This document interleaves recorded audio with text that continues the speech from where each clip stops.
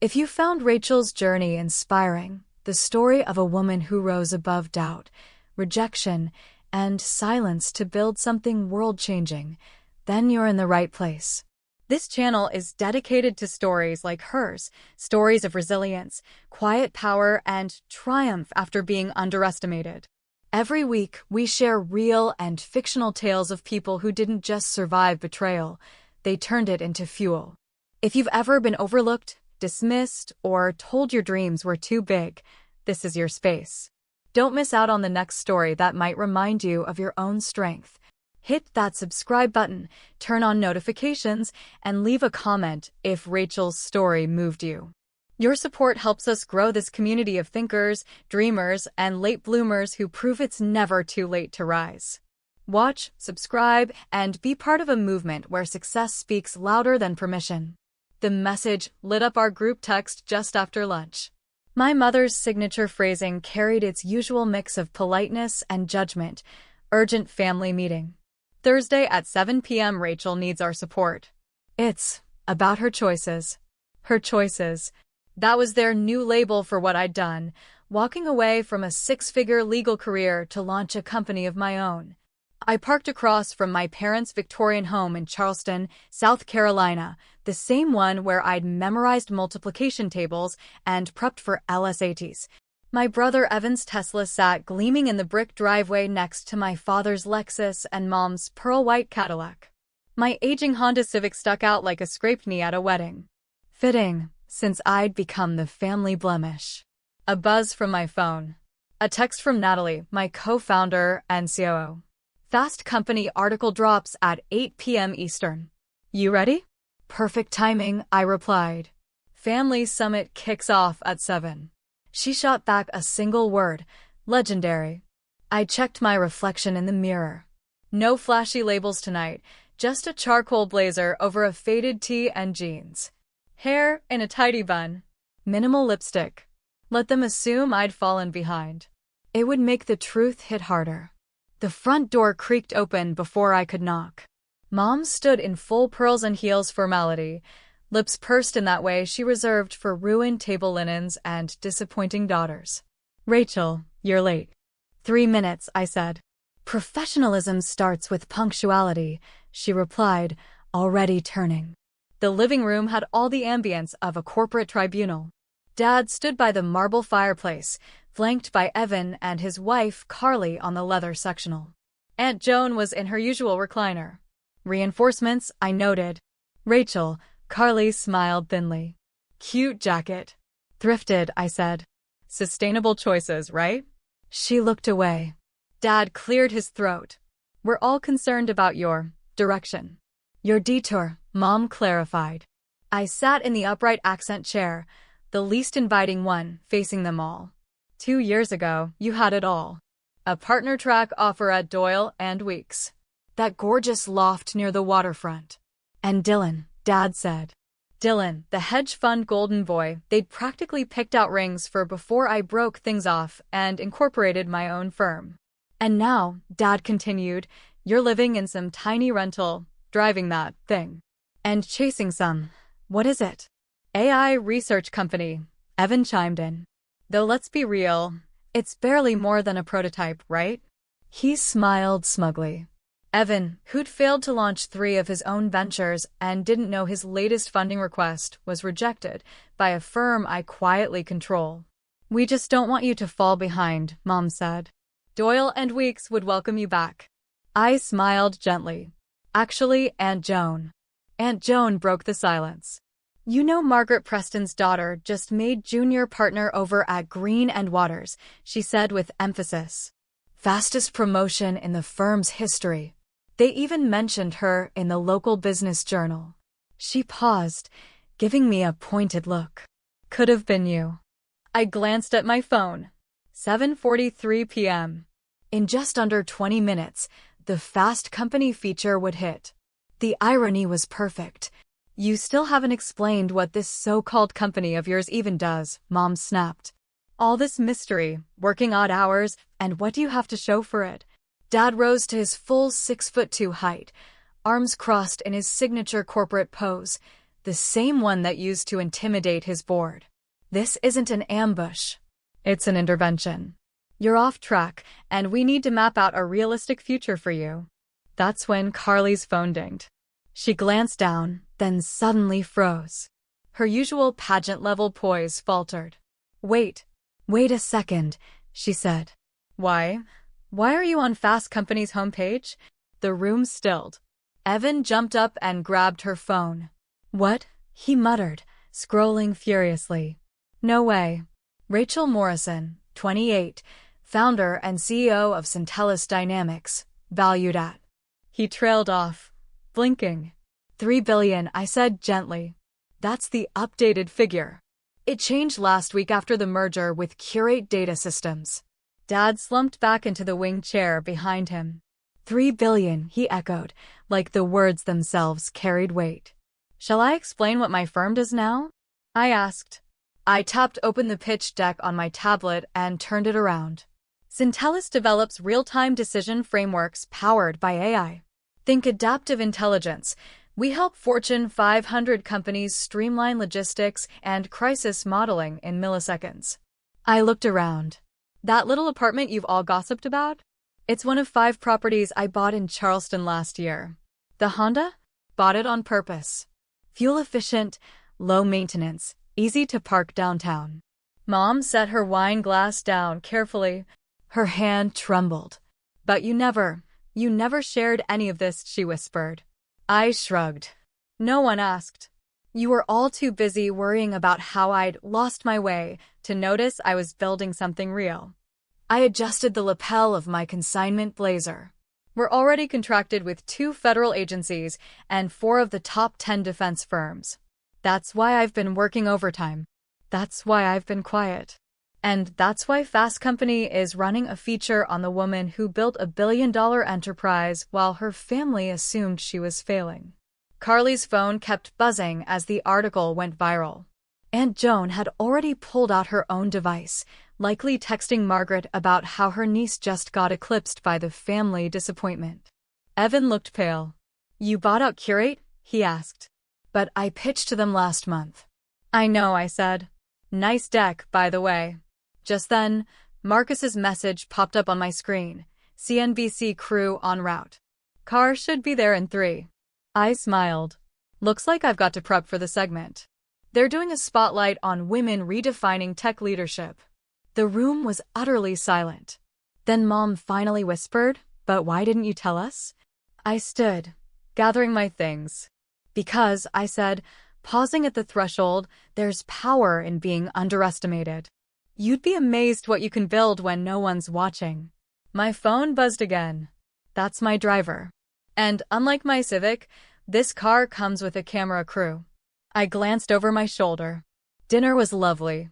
Let's do it again sometime. Oh, and Carly, I said as I stepped toward the foyer, that startup Evan pitched to Varelli Capital last month? That's mine. I launched it under a different name through one of our secondary funds. Maybe next time you should do more homework. I didn't wait for their reactions. I left them among their designer handbags, curated lives, and narrow definitions of success. Outside, a luxury SUV waited curbside, door held open by a driver in uniform. I stepped in without looking back. Revenge isn't always about confrontation. Sometimes, it's letting them realize they never saw you clearly to begin with. The CNBC interview aired later that evening, and with it came a digital tsunami. By midnight, my inbox was overflowing. Classmates I hadn't spoken to since freshman year suddenly remembered study groups and imaginary friendships. Old neighbors, forgotten cousins, even a former professor wrote to congratulate me. They always knew I had potential. But the most telling were the texts from home. Mom, Rachel, please. We didn't know. Let's talk. Carly, why wouldn't you say something? I'm your sister. Evan, hey, about that pitch. Want to grab coffee? Dad, $3 billion? You kept this from us? From your own family? I muted the thread. I had more important things to focus on. Marcus's message came through. Markets up 12%. Tokyo opened green. Board meeting prepped and locked.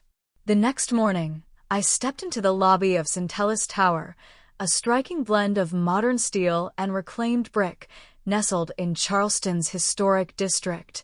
My name was etched in stone at the corner entrance. "Morning, Ms. Morrison," the security guard greeted with a nod of respect. Maya met me by the elevators, tablet in hand. "You've had 6 calls from family already." Your mom tried to sweet-talk her way past the front desk. "Didn't work." "Good," I said with a half smile. "Anyone else?" "Your sister posted on LinkedIn. She's suddenly proud of her visionary little sister. PR wants to know if you want to respond." No comment. Let the post do what it does. My office sat on the top floor, but with its mirrored exterior and subtle signage, no one would know it from the street. Inside, everything was intentional. Warm wood, smart glass, walls lined with flowcharts and neural maps, the real workings of innovation. Muted news reports rolled across the monitors. The quiet force behind a global shift, Rachel Morrison and Centellus. AI redefined. The woman leading the charge. A soft knock broke my focus. "Ms. Morrison? Your 9 a.m. is here." I turned from the screen, expecting the investment team from Ardent Group. Instead, it was Dylan, my former fiancé, the one my family adored. He wore that same rehearsed smile. "You look impressive," he said. "I look the same as I did when you called my idea a cute little project," I replied, staying seated. He hesitated. "Your mom mentioned you were based here." I figured, considering our history. "Our history," I repeated coldly, "includes you telling me tech was too cutthroat for someone like me. That I should stay where the diversity quotas were more predictable." I tapped the intercom. "Maya, please escort Mr. Harlow out. Also, flag any personal calendar entries from outside contacts for approval moving forward." As he was quietly ushered out, my actual meeting arrived. Sarah, head of strategy from Ardent, with a handshake that meant business and eyes focused only on the future. Chinera, one of the most influential VCs in the Southeast and a name often whispered behind billion-dollar rounds, arched an eyebrow as Dylan disappeared down the hallway. "Lively start to the day," she said, nodding after him. "Just dusting off outdated narratives," I replied, opening the portfolio viewer on the tablet between us. "Shall we focus on what's ahead?" Our strategy session was seamless, her insights sharp, her interest genuine. But that was only the prelude. At noon sharp, I headed upstairs to the executive boardroom for a far more consequential gathering, our quarterly board review. The first since the Fast Company feature broke the internet. By the time I walked in, the room was already packed. The usual suspects, a dozen investors, most older and male, straightened up with sudden attentiveness. Amazing what a few billion in valuation will do to someone's body language. I took my place at the head of the table. "Let's not waste time," I said, setting my phone face down. Yes, the article was intentional. Yes, the spotlight was carefully timed. But let me be clear, it doesn't change our mission or how we operate. Marcus connected his laptop and displayed the financials on the big screen. The charts told a story more powerful than any article. Steady ascent, exponential growth, zero debt. Our approach of staying off the radar while refining our core product gave us the lead we needed, I continued. "We're not keeping up with the industry. We're setting the pace." One of the early backers, the same man who once suggested I hire an older male executive to smooth things over with the board, cleared his throat. "The numbers are compelling. But with this level of media coverage, the scrutiny increases. Especially around your personal background." "My family," I interrupted, "isn't part of our operations. They're irrelevant to strategy, partnerships, or product development." I clicked to the next slide. "What is relevant is our next step, Project Atlas." A hush fell over the room as I walked them through a bold new AI model, one that would push real-time cognitive learning into markets no competitor had touched. Midway through, Maya slipped me a small note. "Your sister is downstairs.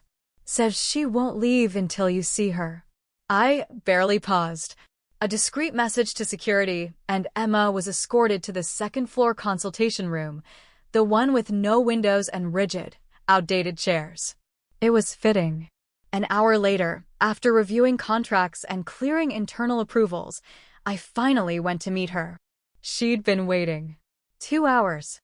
Her curls drooping slightly, designer tote clutched in her lap like armor. "Really, Rachel," she burst out as I entered. "You couldn't tell reception I'm your sister?" "They're fully aware," I replied, sitting opposite her. That's why protocol was followed. Her confidence faltered. "Mom hasn't stopped crying. Dad canceled his board meeting. They think you shut them out." I crossed one leg over the other. What exactly are they upset about? That I succeeded without their guidance, or that they can't rewrite the narrative now that I have? She opened her mouth, then closed it. "We should have been part of it. You didn't give us a chance." "No, Emma. You didn't take the chance. You hosted dinners with James's updates on his ventures while Mom smiled politely and introduced me as still doing something in computers." "That's not fair," she whispered. "Neither was the silence," I replied. "You weren't curious, you were comfortable not knowing." She reached for a lifeline. "Maybe we could all start fresh? James would love to collaborate." I raised an eyebrow. "James? 3 failed launches, 2 flagged by the SEC, and a vanishing trust fund he thinks no one knows about? That James." Her face paled. "Thought so. How did you?" Emma's voice cracked. "I make it my business to know everything about those trying to orbit my company," I replied, calm but firm. "Including the fact that James has been undermining me to investors for nearly 2 years. All sizzle, no substance, I believe was the phrase he used. Very bold for someone with no profitable ventures." Her grip loosened, and her designer purse hit the floor with a soft thud. "No, he wouldn't. I have the recordings. He said it on more than one call." I rose from my chair and adjusted the cuff of my blazer, the same one she'd sneered at during last night's ambush dinner. "Now, if you'll excuse me, I have an empire to scale." "Wait." She reached out, hand gripping my sleeve. "What do you want from me?" "From us? An apology? Fine. I'm sorry. We're all sorry. Just don't shut us out." I looked down at her fingers, polished, perfect, desperate. They were the same hands that applauded James's every pitch and never once asked me how I was doing. "I don't need anything from you, Emma. That's the whole point," I said, gently brushing her off. "This entire company was built without family handouts, without connections, and definitely without approval." "But we're your family," she pleaded. "That has to mean something." I let out a quiet breath, more sad than bitter. Family listens. Family supports. Family doesn't ignore you until your name hits a headline. You wanted me to be someone else, quieter, safer, manageable. You never wanted me. Her arm dropped to her side. Another alert buzzed on my phone. I glanced at the screen and smiled. "I have a meeting in 10 minutes with the governor.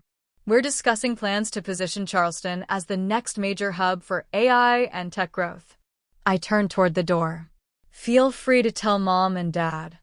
I'm sure they'll suddenly be very curious about my situation."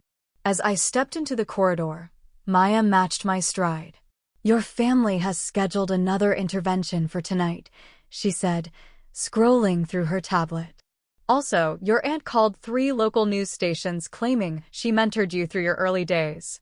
I chuckled. Let them talk. Let them host their meetings and rewrite their stories. I've learned the truth. Success speaks louder than explanations, and silence cuts deeper than confrontation. The elevator opened, revealing Sarah Chin, flanked by a group of international partners. "Ready to build the future?" she asked, eyes bright with purpose. I straightened the same thrift store blazer, now quietly legendary after it trended as tech's most iconic power look. "Always," I answered. Behind me, the echo of Emma's heels followed, fading against the polished floors, a fitting soundtrack to years of dismissal being left behind. But I wasn't the younger sibling in the shadows anymore. I was the blueprint for something entirely new. For weeks later, I sat in my office, reviewing real-time analytics.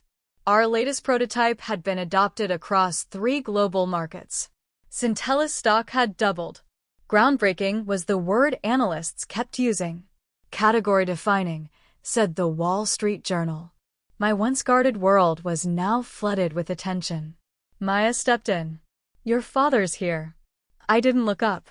"Same answer." She hesitated. "It's different today. No driver, no tailored suit. He's in denim. He's been in the lobby for over 2 hours, just sitting and watching people work." That gave me pause. "Jeans?" She nodded. "And a briefcase.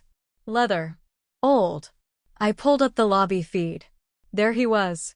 Richard Morrison, former partner at one of the most powerful business consultancies in the Southeast.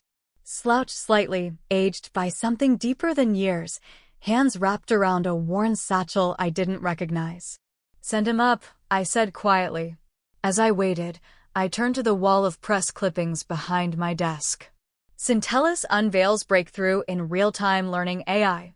The quiet powerhouse reshaping American innovation. Rachel Morrison, built from silence, driven by vision. And then, the most recent. She didn't need permission, only purpose.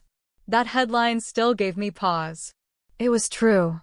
Because I had finally learned that building a future didn't require acceptance, just determination. It had been 3 weeks since the broadcast. The reporter's question had been simple: why keep your accomplishments a secret from your own family? My answer had ricocheted across social media. Success doesn't require applause, permission, or approval, just clarity of purpose and relentless focus. Now, as I sat reviewing implementation timelines for our predictive modeling platform, the quiet knock at the office door caught me off guard. Maya peered in. "Your father's here." "Alone." I nodded once. He stepped in more slowly than usual, a far cry from the man who once commanded conference rooms with nothing more than a nod. His gaze swept the space, the glass boards scribbled with neural frameworks, the curved screen tracking global metrics, the rooftop view of a city in transition, the very city he once thought he owned by reputation alone. He didn't sit until I motioned to the chair opposite mine. "You know," he began after a moment, "your mother still sets a plate for you every Thursday night. Just in case." He held a worn leather case in his lap. It looked older than me. "I've been thinking a lot," he continued, "about that science fair in middle school. You must have been, what, 10? 11, I said quietly. "You built that crude little machine that could predict storms.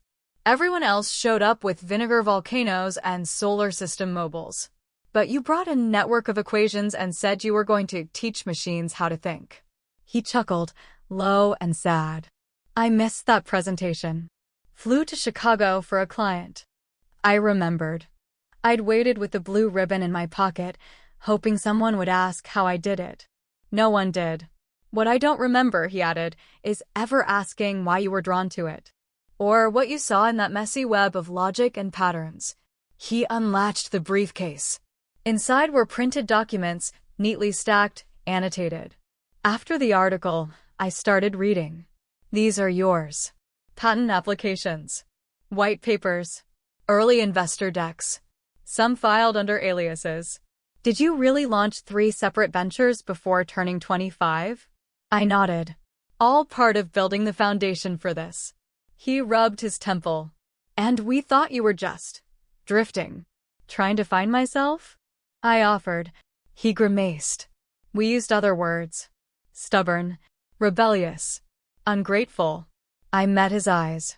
"You saw what you wanted to see." He laid one final item on the desk. A photograph. Me, age 11, standing beside my science fair project, gangly, determined, squinting into the camera with unshakable conviction. "We stopped seeing you a long time ago," he said, voice barely above a whisper. "We saw your potential. Your resume. But not your person." There was weight in the silence between us, heavy with all the things unsaid for over a decade. "Did you know," he said, trying to smile, "your mom signed up for a computer science class online? Intro to Python. She said she wants to understand your world." I blinked. And Emma, she's been reading about artificial intelligence in healthcare. Even James, well, he's been calling around, trying to leverage your name. I'm afraid. That I already knew, I said flatly. He winced. I'll speak to him. That's not right. I said nothing. Your mother wants to plan a dinner, he added. Not an ambush. Not another intervention. A celebration. Like last time. I asked. When you all gathered to fix my mistakes? No, he said. More like recognition. He pushed the photo a little closer. You said that old project predicted weather. Do you remember how accurate it was? 76%, I replied. Pretty good for a kid. He leaned forward, finally curious. And now? I swiveled my screen around to show our current climate modeling results. 99.997%. And it doesn't just predict weather anymore. It forecasts everything, from shipping delays to population shifts, even political unrest. He stared at the graphs in silence, something flickering behind his eyes. You've created something extraordinary, he said finally. I've created something without permission, I replied. And that made all the difference. We're helping cities anticipate floods before the storms hit, guiding logistics firms to reroute before the bottlenecks form. And yes, helping emergency responders be where they're needed before anyone calls for help. For the first time in a long while, I saw recognition settle in my father's expression. Not just awareness of valuation or profit margins, but of purpose. He looked down at his hands, then up again.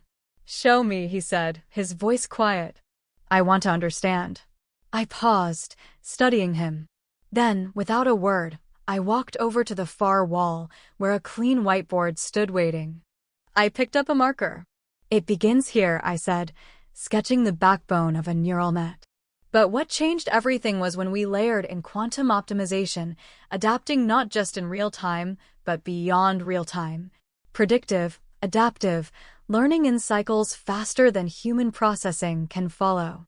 What started as an overview turned into a lesson, an hour-long walkthrough of the last decade of my life's work. He listened intently, asking thoughtful, informed questions that revealed he'd done more than read headlines. He'd been studying. When I finally capped the marker, the silence between us was no longer strained. It was thoughtful. I need to tell you something, he said at last. Morrison Strategic is floundering. Our old-school playbooks don't hold up anymore. Clients want forecasting, automation, AI-backed solutions. I'm aware, I said gently. Your quarterly report was hard to watch. 42% drop in client retention. He blinked, then let out a short laugh. Of course. I should have assumed you were tracking it. He straightened in his seat. I'm not here asking for a bailout or a lifeline. I'm here because I realized something. I admired power. You created vision. And I missed the moment when you passed me. I turned toward the floor-to-ceiling window that looked out across Charleston's harbor. From here, you could see the tech corridor we'd helped anchor, buildings filled with teams using our platform daily. I've been thinking, I said, about the next family dinner. He looked at me, cautious. I want to host it here, I continued. Let them see it all. The labs, the systems, the results. No misunderstandings. No stories told secondhand. He was quiet, then nodded. They'd appreciate that. And so would I. One catch, I said, turning back. Everyone comes on their own terms. No tag-alongs. James isn't invited. His lips pressed together, but he nodded. Fair. Emma's been distancing herself already. That last failed venture of his drained what was left of their savings. I know, I replied. I purchased the debt last week through an anonymous holding group. His brow lifted. You did? She's my sister. I won't let her sink. But I also won't rescue her if she keeps swimming toward the iceberg. I returned to my desk and sat down. Family doesn't stop being messy just because you make it. Success doesn't erase dysfunction, it just lets you choose your boundaries.